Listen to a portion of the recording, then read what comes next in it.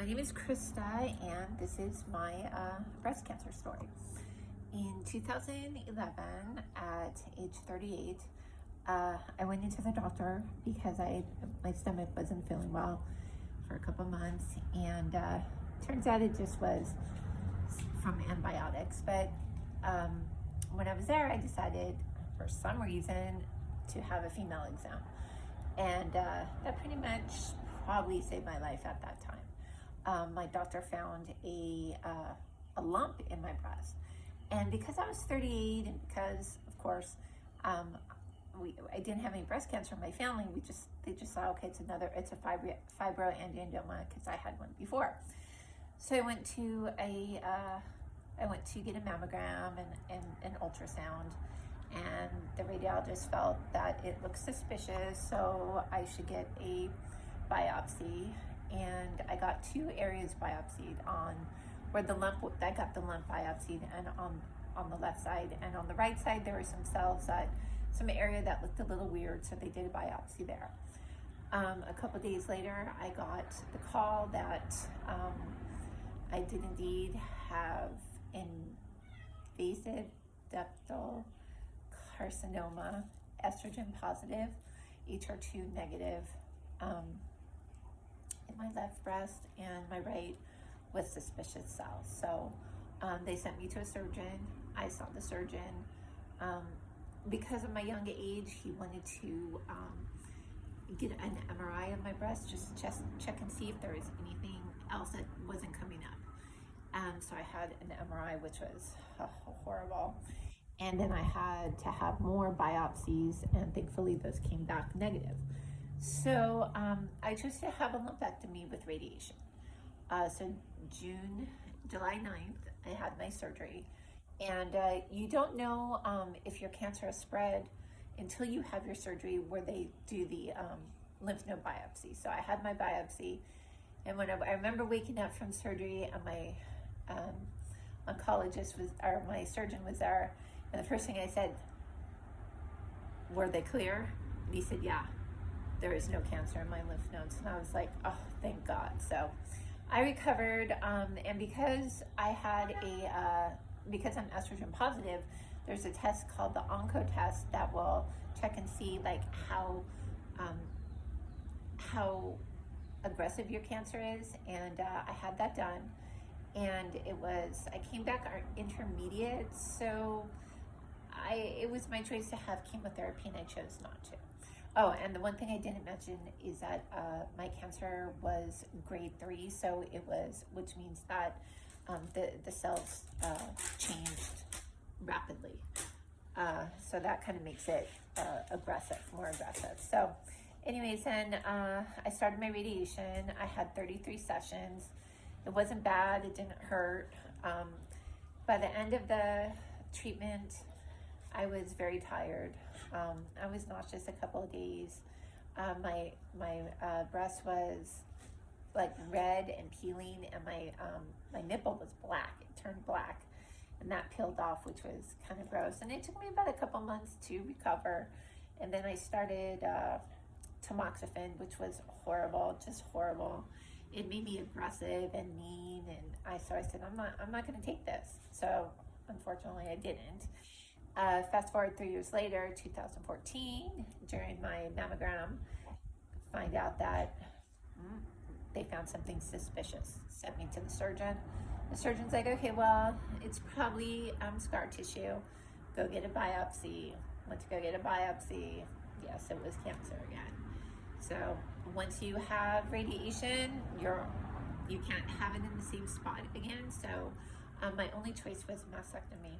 And so I chose to have a double mastectomy. So I went in for the surgery. I remember June 11th. And I remember just crying at the hospital, waiting for my surgery, just because I didn't want to lose my breast, and I didn't want to go through with the surgery, and I was scared, and there was nothing I could do. I had no choice. So I had the surgery. When I woke up, I felt like someone had run me over. But the recovery wasn't that bad. The drains were the things that hurt the most. So I recovered. I decided, yes, I'm going to take my tamoxifen, and I did, and life went on. And then I decided, because I didn't have breast reconstruction, and once you have radiation, your only choice is some sort of a flap surgery. You can't have expanders and implants because your skin is too tight, and you can't, it's too thin. So like about 6, 8 months after my surgery, I was like, I think I want reconstruction. So I went to the doctor, and he specializes in it's called the DIEP flap surgery. It's a microsurgery where they remove your stomach fat, no muscle, stomach fat, and your veins in your stomach, and they attach it to your chest and make breasts that way. So it's like my surgery was 10 hours, and then stay 5 days in the hospital, 3 days in ICU, because they have to check um, they